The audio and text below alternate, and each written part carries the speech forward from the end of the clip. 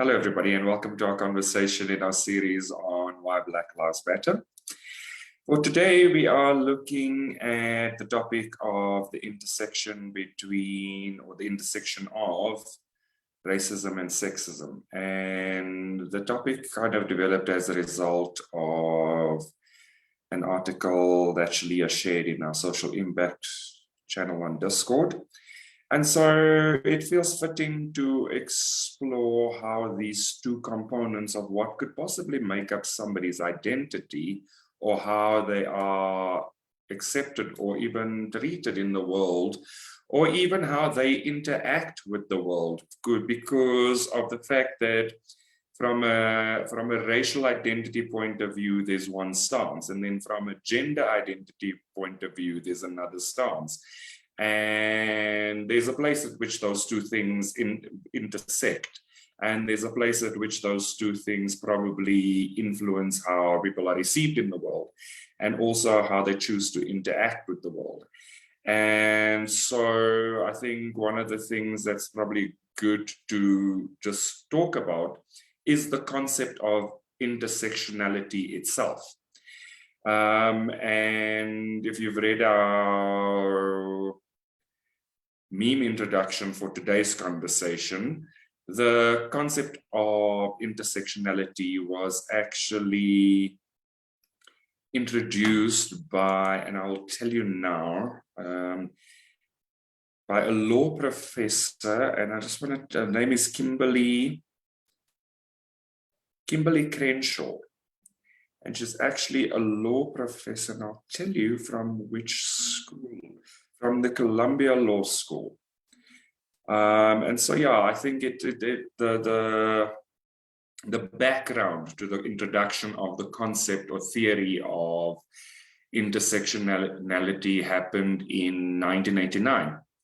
And back then it was kind of mostly a legal and an academic term. And it's only in the last few years, probably the last 5 to 10 years, that it's become more of a popular term and more understood. But in the greater understanding of the concept, there's also been greater controversy related to the concept. And so one of the criticisms of it is that it's creating an inadvertent caste system by almost stacking up people's sense of victimhood in various spaces. And one of the arguments against it is that it's always going to, the people that are always going to bear the brunt of the concept of intersectionality are the lesser liked straight white male. So one of our counter arguments is that if you're critiquing something by using your identity, your racial and sexual and gender identity, then it highlights the fact that the theory exists. And so the theory isn't what's necessarily being fought against. It's just that it obviously brings up feelings for people, and in those feelings, there's an energy of defensiveness.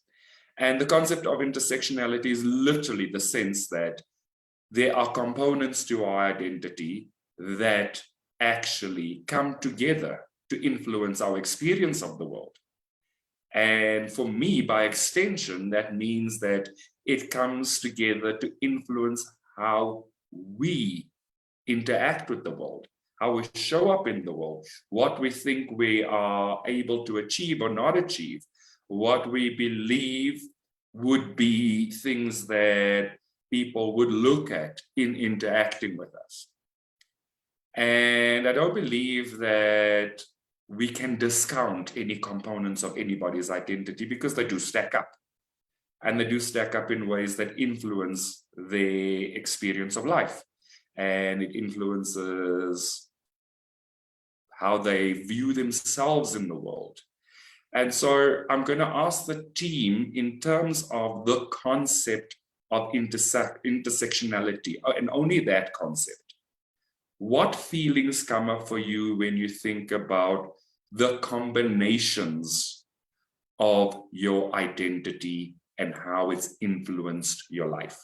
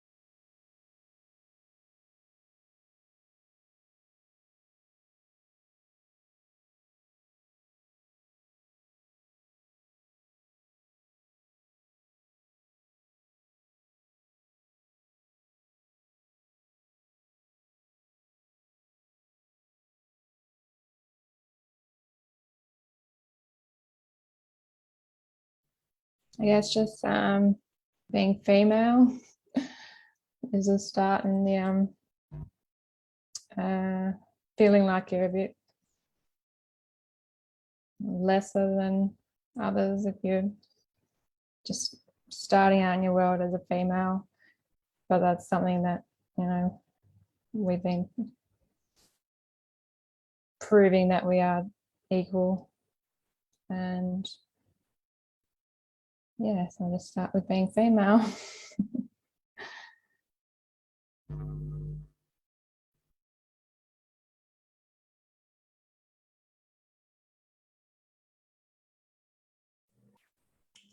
What came up for me is not something that was personal, but it was something that I actually saw on an external level.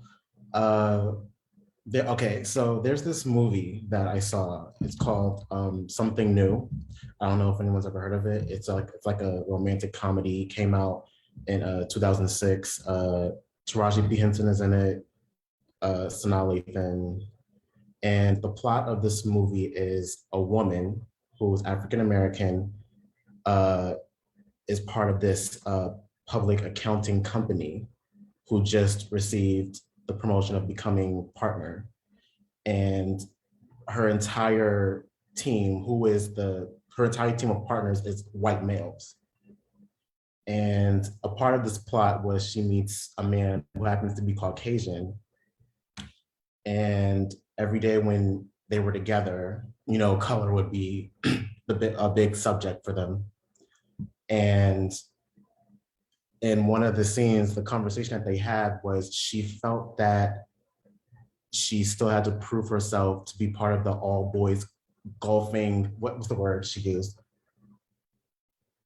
The all boys golfing club, something in a sense like that, you know, in a sense of, you know, that Caucasian predominant golfing club kind of team, if you get what I'm saying. And yes, she just felt she had to prove herself a lot. That's what made me think about the intersectionality. Am I saying it right? Intersectionality?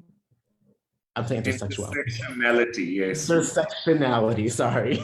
The intersectionality of racism and sexism. That's what came up for me. And the thing is that he didn't understand it because he's not African American.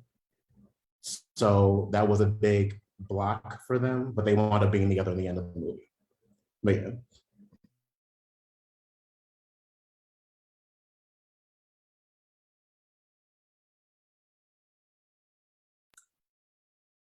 And I think one of the things that I read through in terms of what was shared by Kimberly Crenshaw in kind of expounding this concept and sharing this concept was the fact that as a white male, you're going to experience the world differently to a white female. And as an African-American female, you're going to experience the world differently to an African-American male. But you're also going to experience the world differently to another white female. And I think that that's really That's really the concept of what intersectionality is. It's just, those components. And so just by show of hands, when I say pilot, who thinks of an Asian female pilot?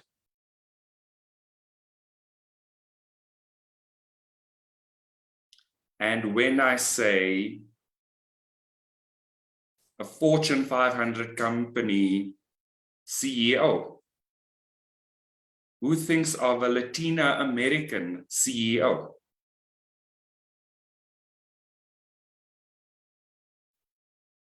It has to be Fortune 500.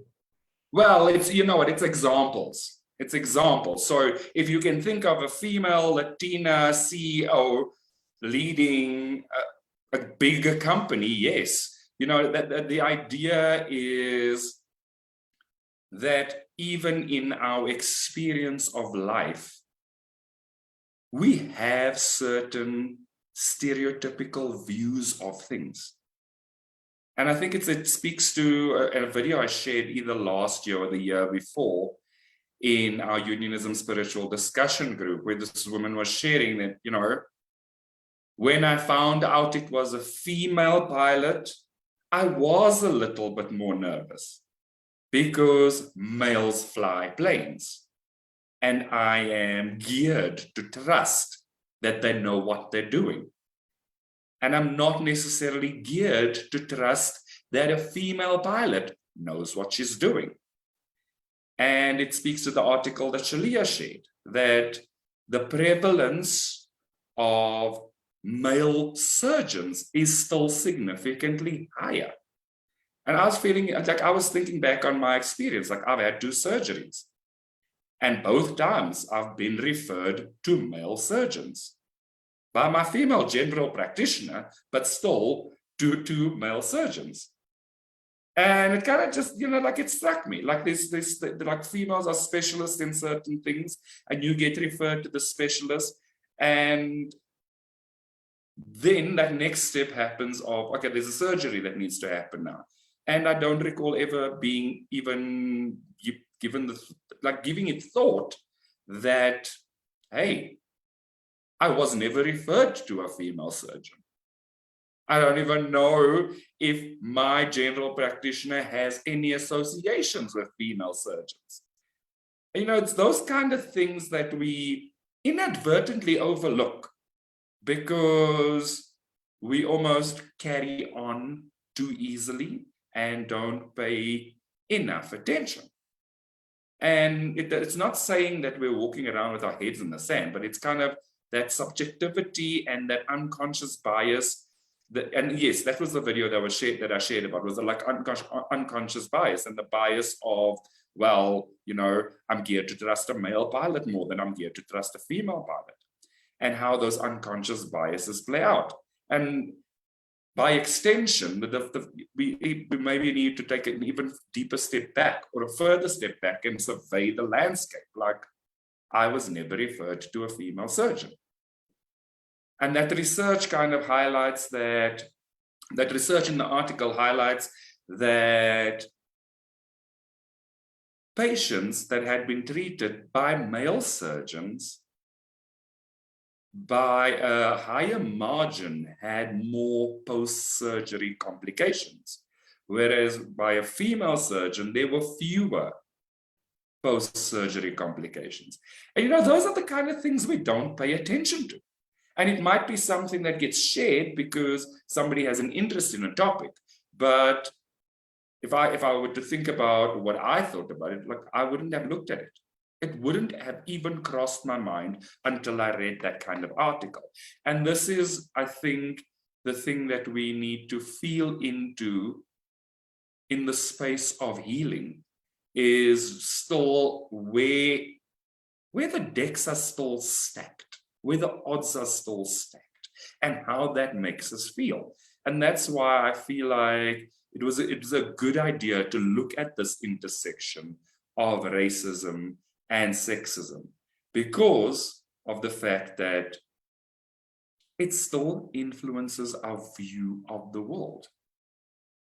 And it might influence how we show up in the world. it might influence what we allow ourselves to believe we can achieve in the world as people of color, as gay people of color, as lesbian people of color, as trans people of color. As, for instance, me, a gay male in a female-dominated occupation, like human resources. You know, all of those things are very interesting things to actually look at. Like in South Africa, HR is very female-dominated. It's not male-dominated. And so it's almost one of these, sometimes it's just like a unicorn energy. Like, so the males tend to be at the very higher levels, but it's almost much more prevalent to find females in human resources. And what's even more interesting is that it's more prevalent to find African females in human resources. And it's something that kind of stands out for me was when Diana shared about even her choice of profession.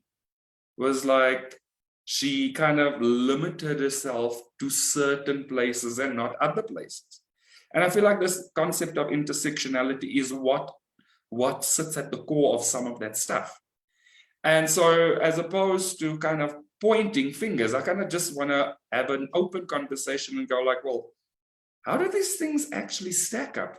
And how do they influence how we ourselves choose to interact with the world, regardless of how the world chooses to interact with us? And how does it influence how we choose to interact with life? Because I believe that there is an influence. And for me, certainly, I would say, now that I'm more aware of some of these things, I'm starting to see the gaps more. And I'm not certain if that has been any of your experience. So I'd like to ask you the question of, are you starting to observe more gaps in reality in terms of where there's a prevalence of certain people versus other people, in professions, in certain spaces, just in interactions? Has it actually come into your awareness or not?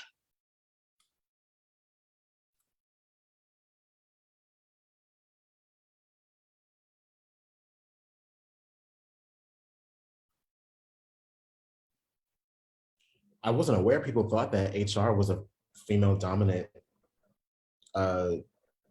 space. I always saw male, female, African-American, diversity and inclusion. I didn't know that was or are you speaking only for South Africa? Yeah, mostly in South Africa, it's much more female dominated than male dominated. Oh, okay, yeah. Yeah, it's kind of, I think it's kind of different in the US. Maybe, I don't know.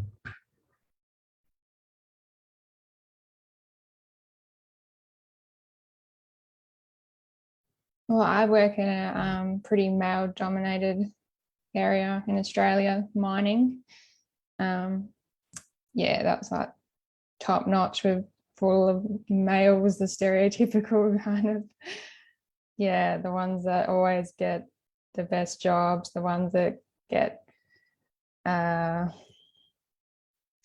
favoritism, I suppose, because you're male and you're like, you're gonna do your job the best, and the women are just like deemed like the whiny ones. They're not given the best jobs. So yeah, I definitely see gaps. But women are just as capable as men, and we're proving that, and yeah, it's good to see.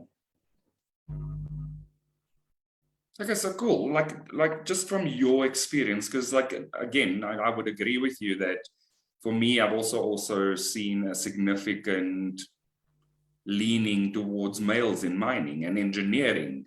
I mean, I have some work to do on a kitchen cupboard, for instance, and I was getting quotes from a certain company called Dialer Contractor, and I actually had one of the contractors contact me was female, which was like, it was quite surprising because of the fact that, you know, the carpentry is not necessarily a space that I would have thought a female, a female would lead in that way.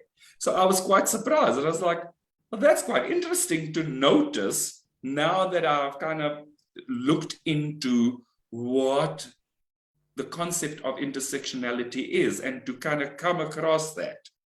And, you know, like, I just like even feel with those almost supposedly more physical roles, like mining, probably like firefighting, those kind of things. I'm seeing it in like our police as well. I'm more male dominated than female dominated. Like, there's no real balance there. So for me, I feel like the healing is in the space of balance, and starting for society to almost allow the freedom of balance from a gender point of view in those dominated spaces. And yeah, you know, like it's becoming a lot more observable because of the fact that we kind of like my awareness has been focused on this space. And I just, like, you know, that's why I'm asking the question, like, you know, how does it cloud us, and like what does it mean? And for you, like, Kat, when you say that males are more praised for their work and they probably get the higher paying jobs and they get the better paying jobs, what does that bring up for you? Where do I start?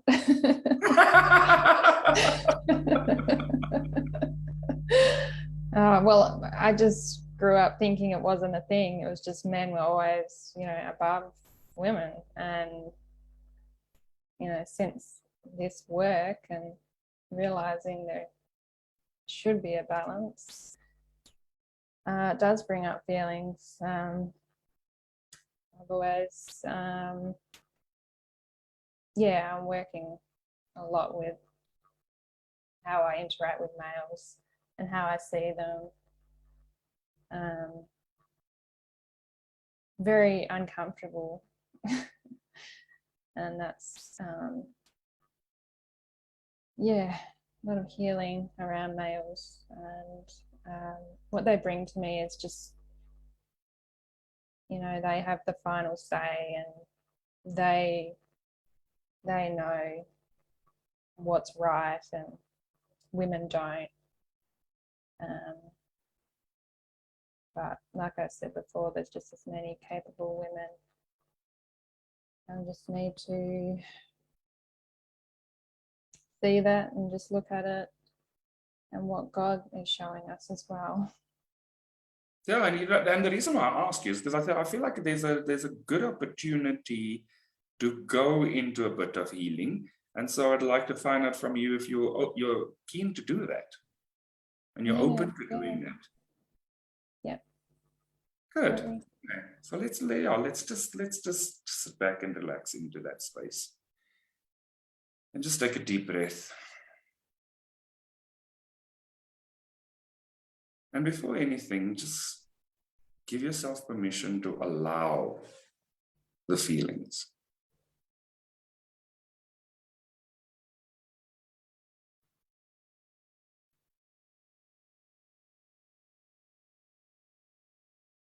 And as you feel into that space, what feeling comes up for you right now?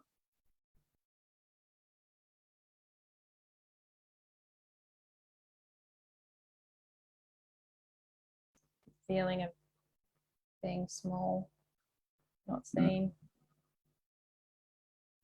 And can you see that part of yourself that's feeling small and not seen? Yeah. And if you were to ask her what she needed to feel loved right now, what would she tell you? Strength.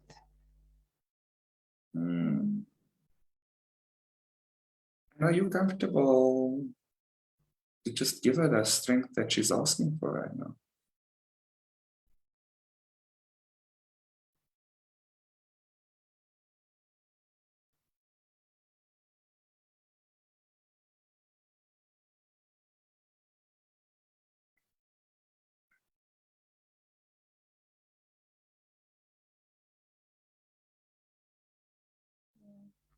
And as you allow yourself to give her that strength, where does her strength actually come from? God. And so how comfortable is she to completely partner with God in this space? Very comfortable. Yeah. Because God is unlimited and God can provide as much strength as she possibly needs. And so knowing that, how does she feel now? Yeah, more powerful. And in stepping into her power,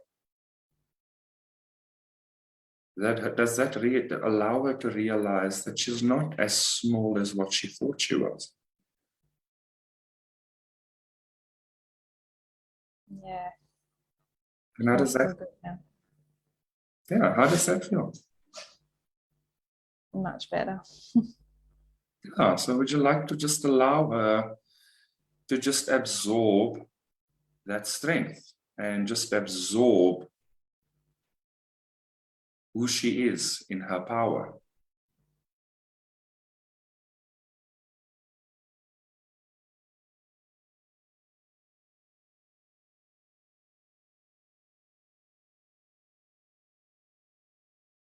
Mm.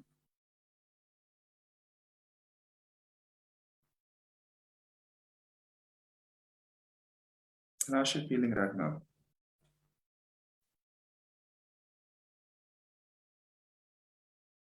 Yeah, she's feeling that she is somebody. Amen. And does that identity of being somebody come from outside of her? No. Right.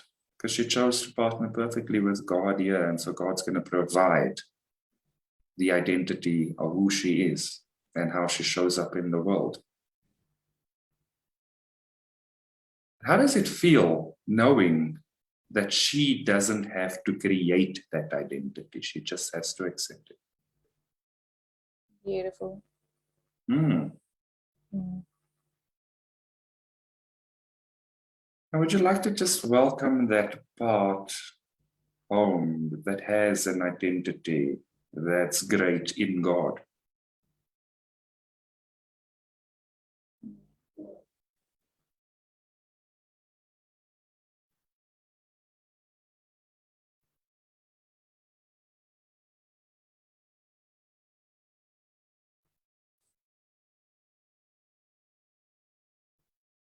And as you allow that to settle in, are there any other feelings coming up right now?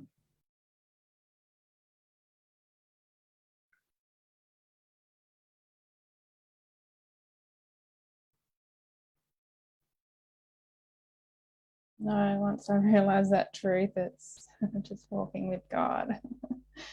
And that feels amazing. That's awesome. And in that feeling of amazingness, does it also feel complete? Or is there more?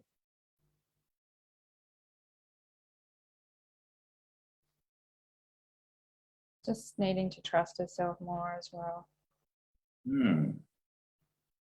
That she does have abilities of her own.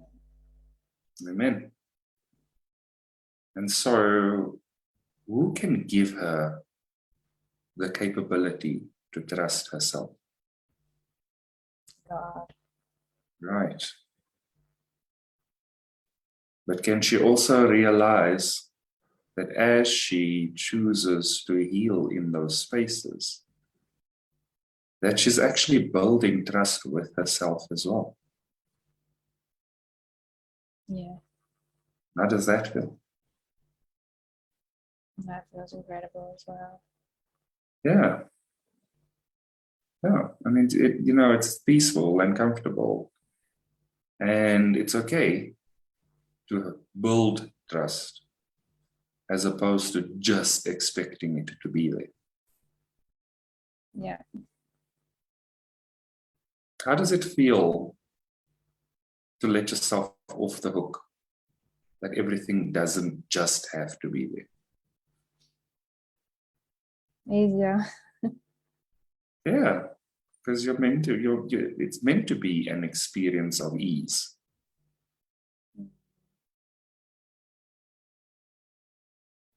Let go of the struggle. Yeah, yeah. And is that a choice that you're choosing to make right now, to let go of that struggle? Yeah, I choose to let go of that struggle. And how does that feel? Very light. Yeah, good. Would you like to just allow that to just settle in? Let it ground in, and as it grounds in, just scan for where there are any feelings that are still lingering that may also be need to look at. And if there's nothing, that's fine. You don't have to go and search or upset. It's just to make sure that you've healed the things that you need to heal.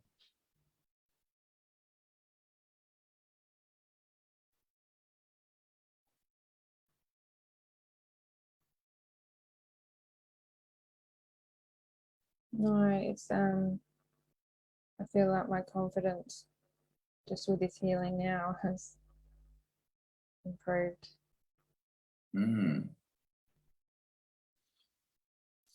Would you like to just allow all of that to just ground in? Welcome it home. Welcome all those parts of you home that have done such a powerful healing job right now.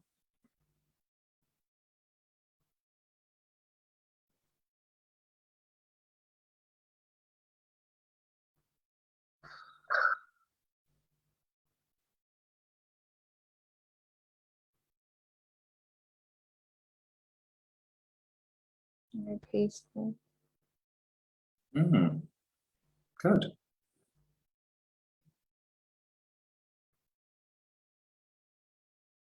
And in that peace, does it feel complete?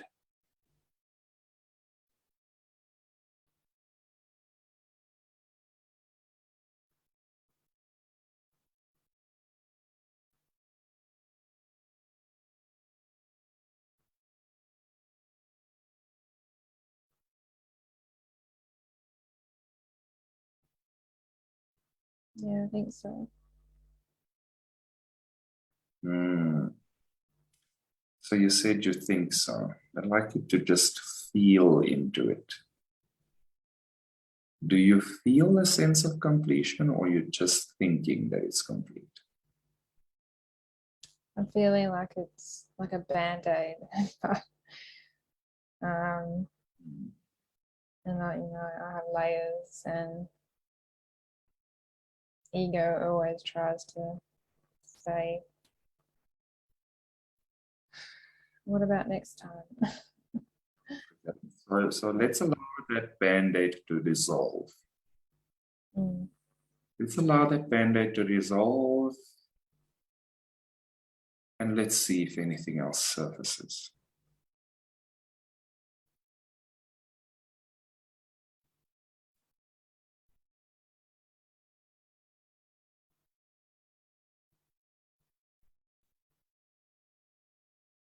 And it's okay if nothing surfaces. It's okay if the dissolution of the band-aid just allows sorry, for that energy to settle a little bit more and to give it time and to be compassionate. There's no desire or need to push or force, but if there's still a little bit of discomfort, it's probably pointing to somebody, to something.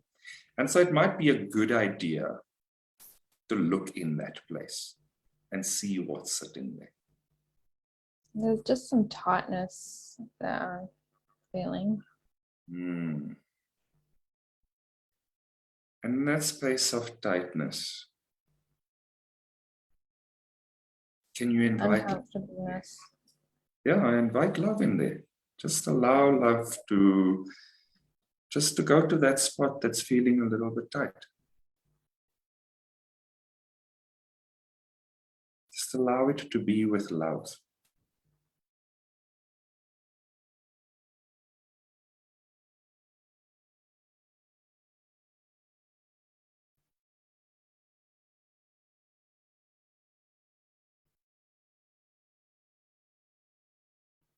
Just invite love into that space.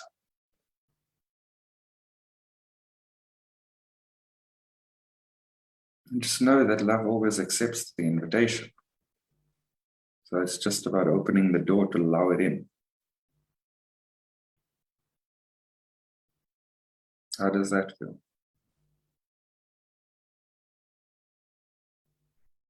Yeah, just opening that door and allowing love in. Feels more freeing. Feels more? Freeing. Amen.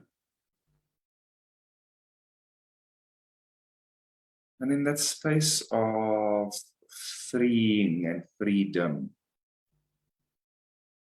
does the tightness still feel like it's there, or is it dissolving? It's dissolving. Good. Good.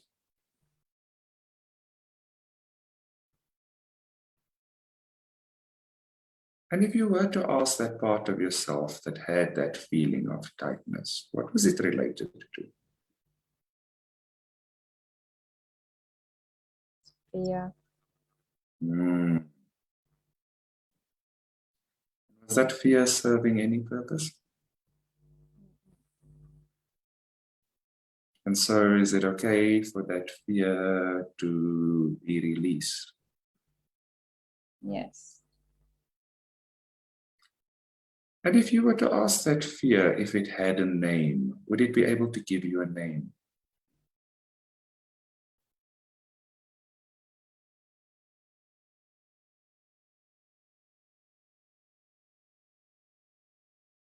And I'm not talking about a name of a person. It might be a name of an emotion. It might be a feeling that the fear was asking.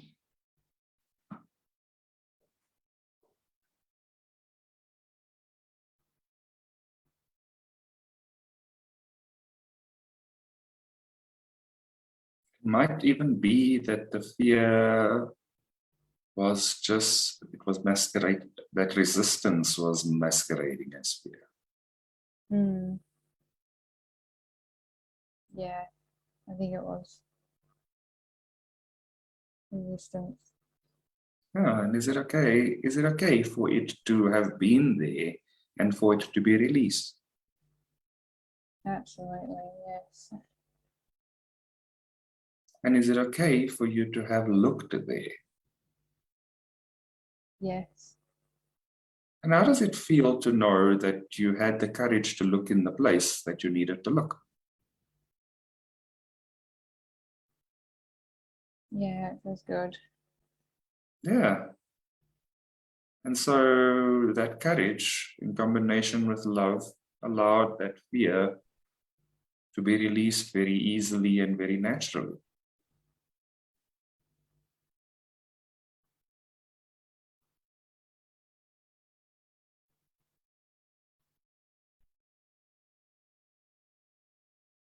And how does that place that was feeling slightly tight feel now?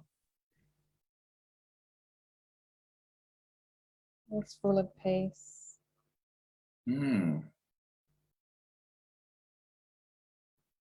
Would you like to allow, say that again, safe as well? I feel safe as well. Good, good.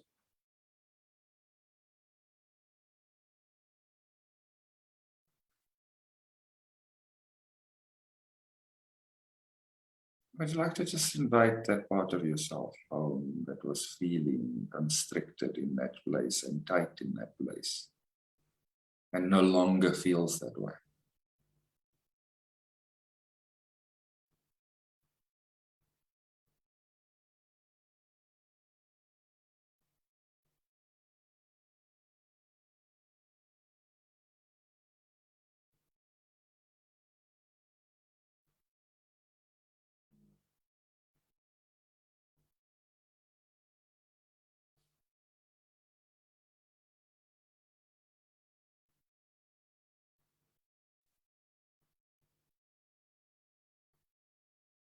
And how do you feel now about that masculine energy in the place where you work?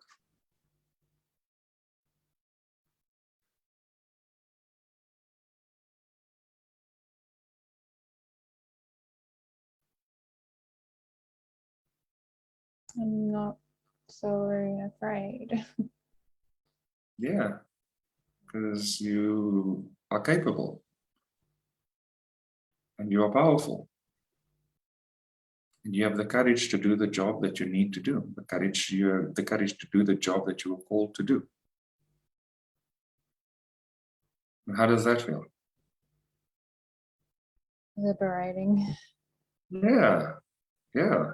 Because the tightness and the constriction keeps you small. And you healed the place that was feeling small.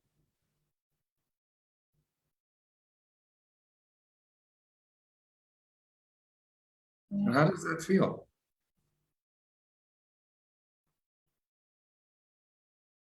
Really good. Emotional, but really good. Yeah, but it's cool. Like, emotions are releasing of a feeling. And sometimes, you need to be free to allow them to flow, because that is also the energy of what needs to leaving. Yeah. And how does that feel, knowing that the release is of itself and in itself freeing? Yeah, it feels good. Good. Good. Yeah, no need to apologize. Like, you let it out. You let it out. Whatever you need to let out, let out. It was taking up unnecessary space. It doesn't need to be a resident. Let it out. I'm letting it out. Good. Good. And just allow all of that healing to just settle in. And just allow yourself to be proud of yourself for the healing work that you just did. Thanks, Brandon. Thank you for sharing that with us.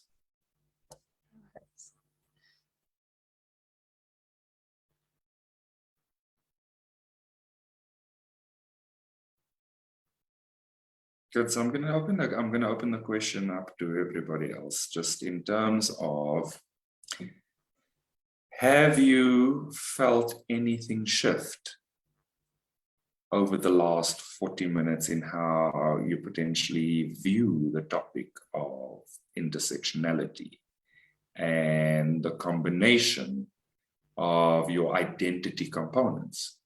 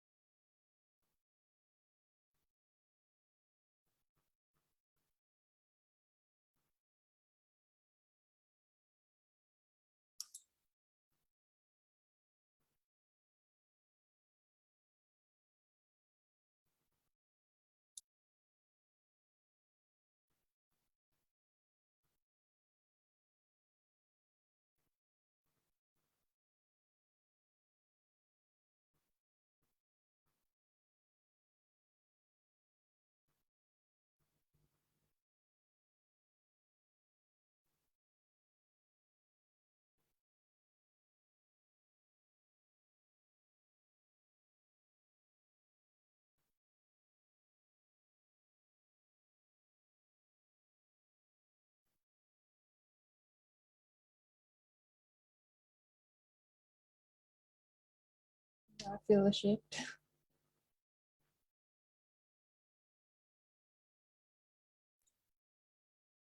I was actually giving you time to just relax and settle into the feeling. Nobody speaking. You hear from the rest of the team.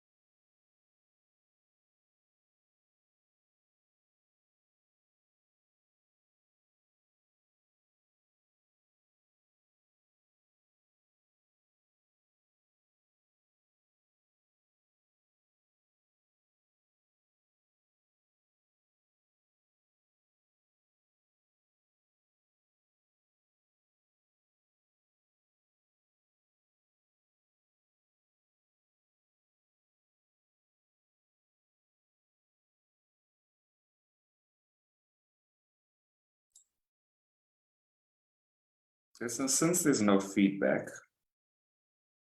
is there anything else that has come up for anybody else?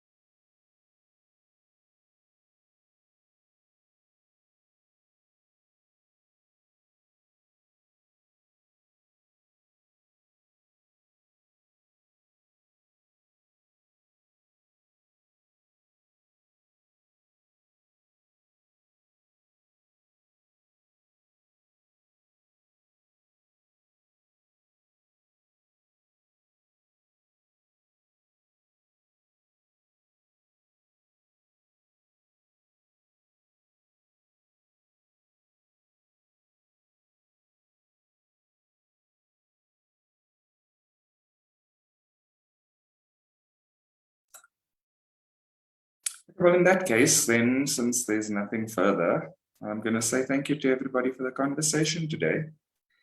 And to everybody that's followed and joined us, thank you as well. And we'd like to invite all of you to like and subscribe to our Church of Union YouTube channel for all our content around why Black Lives Matter and all content around any other live discussions that have happened in the Unionism Spiritual Discussion on Facebook, in our Unionism Spiritual Discussion group on Facebook. And we will see all of you next week. Thank you, everybody. Bye-bye.